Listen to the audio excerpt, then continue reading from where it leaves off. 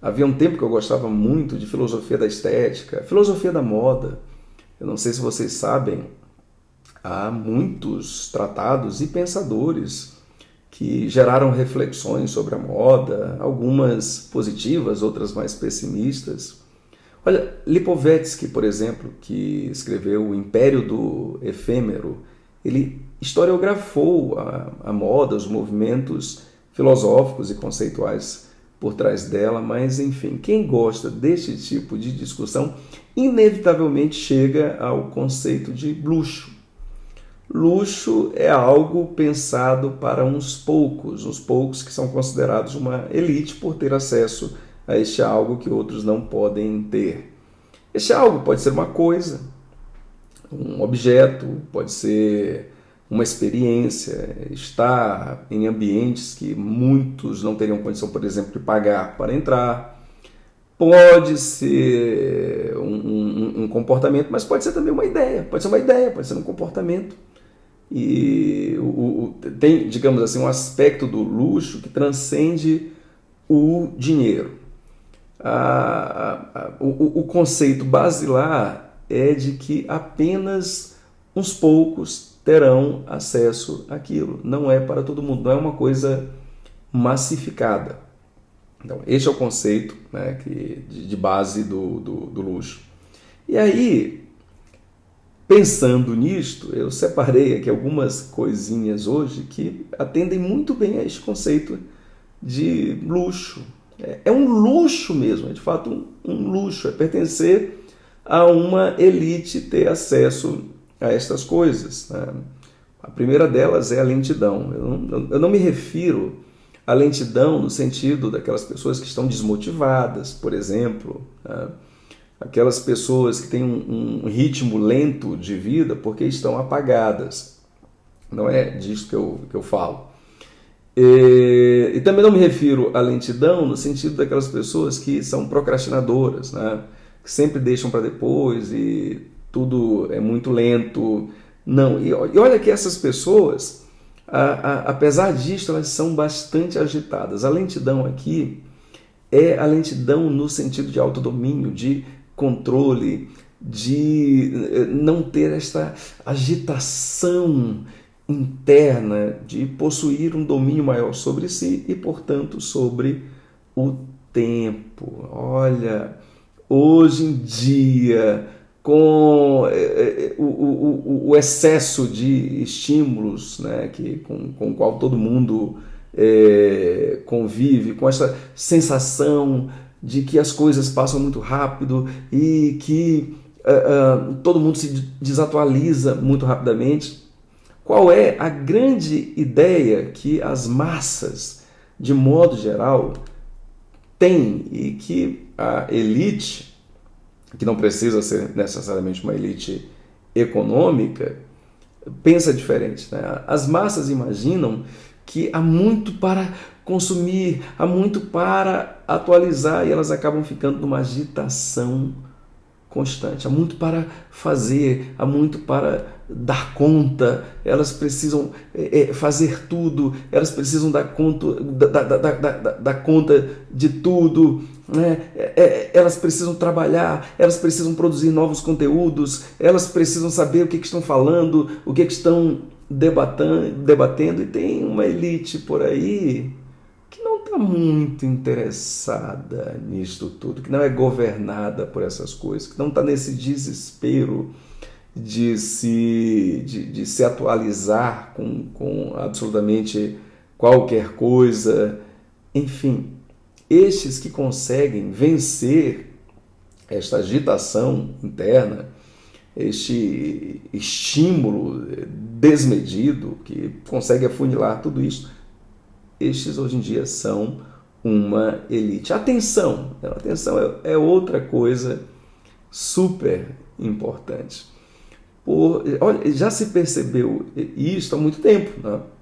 E percebe que uma coisa está associada à outra. Aquele que anda agitado, aquele que convive com um desespero interno, e muitas vezes se notar que está desesperado, isto é, a maioria, né, está assim, desesperada e incapaz de se dar conta de que está desesperada, Enfim, este acaba perdendo a atenção e, consequentemente, perdendo o impacto das experiências e o poder da sua própria presença.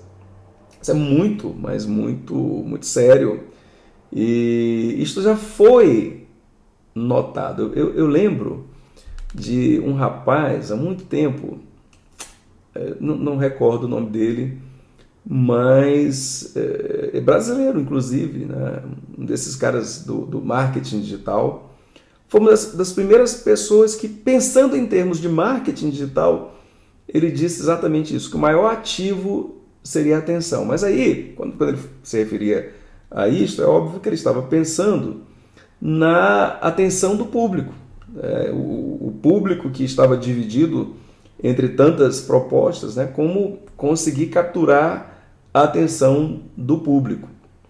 Mas aqui eu vou além, né? O maior ativo que a própria pessoa pode ter é a sua atenção, estar atenta e focada nas coisas certas. Perde-se muita energia, perde-se muita vida, perde-se muito a intensidade das experiências pelo fato da atenção não estar ali onde deveria estar.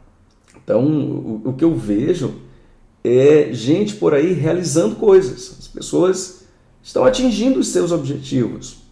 Por exemplo, né? Estão progredindo na carreira, estão tendo as coisas que se planejaram para ter e ainda assim é como se elas estivessem no ponto zero, no ponto de quem não conseguiu nada. Por quê? Porque como elas não conseguem manter a sua atenção onde deveria, aquilo não gera uma energia interna, sabe? A pessoa consegue alguma coisa, mas não gera uma energia interna ou não gera por muito tempo. Ela até pensa que tem alguma felicidade, só que ela já trocou. Na verdade, ela está movida por empolgação, por sede de novos estímulos, né? Alcançou alguma coisa e sim, tem toda, né, aquela efusão da recompensa, de estados psicológicos associados à recompensa, estados neuroquímicos associados à recompensa, mas enfim, isso tudo se dilui muito rapidamente e a pessoa segue em busca de outras coisas. Não tem nenhum problema seguir em busca de outras coisas, pelo amor de Deus, né? Ninguém deve ficar parado contemplando o que tem a vida inteira.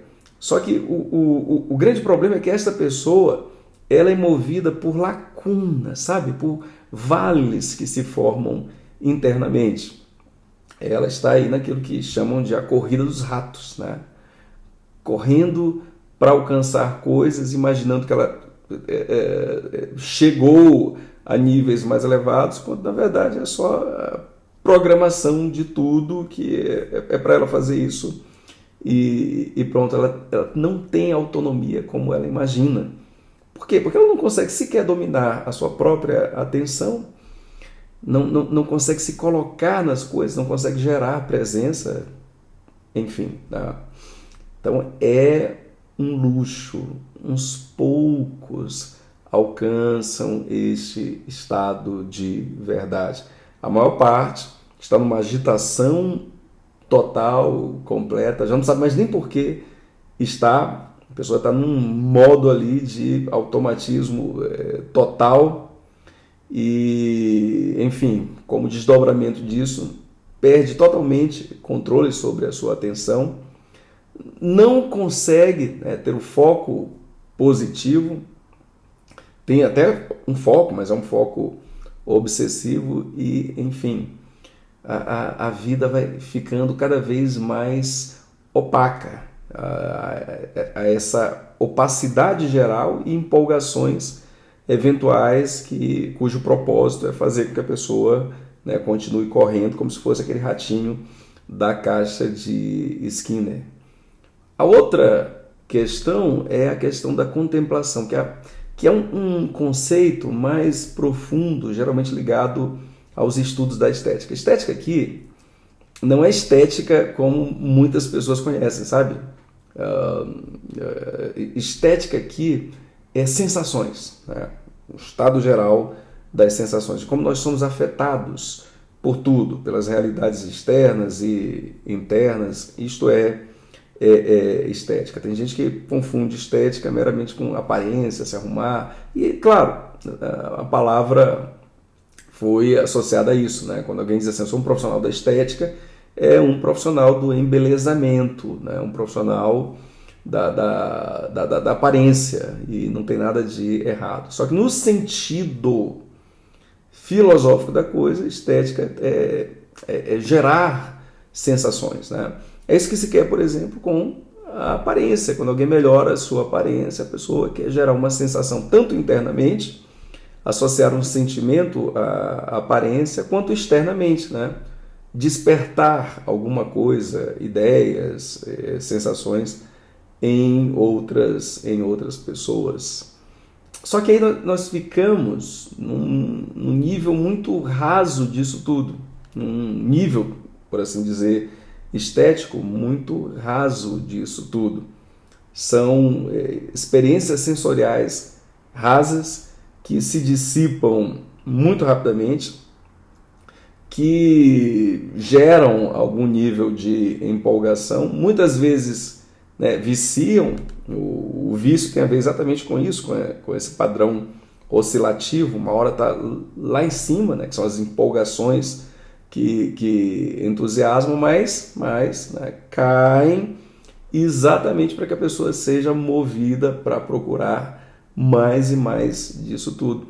E aí não existe esse contemplar, que é perceber mais intensamente o que está acontecendo.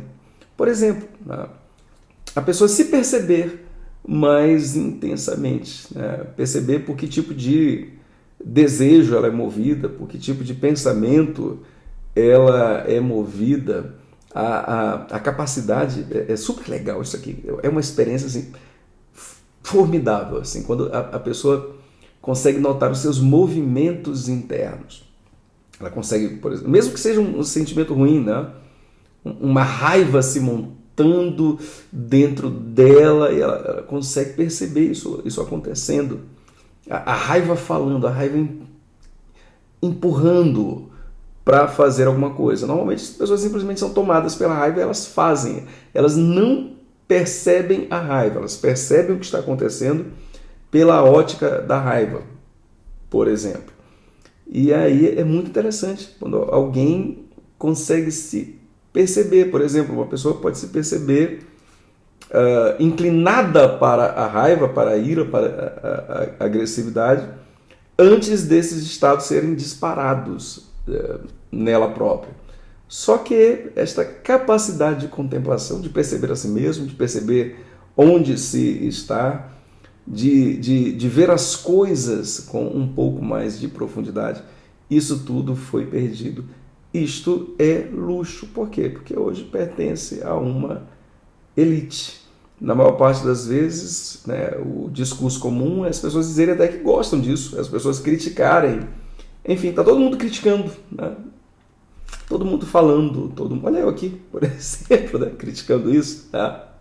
Todo mundo criticando, mas vivendo de fato essa experiência de domínio, essa experiência de lentidão, de não ser um servo do tempo, mas conseguir fazer as coisas em um ritmo próprio, de conseguir estar atento e de manter a capacidade contemplativa. Isto é luxo.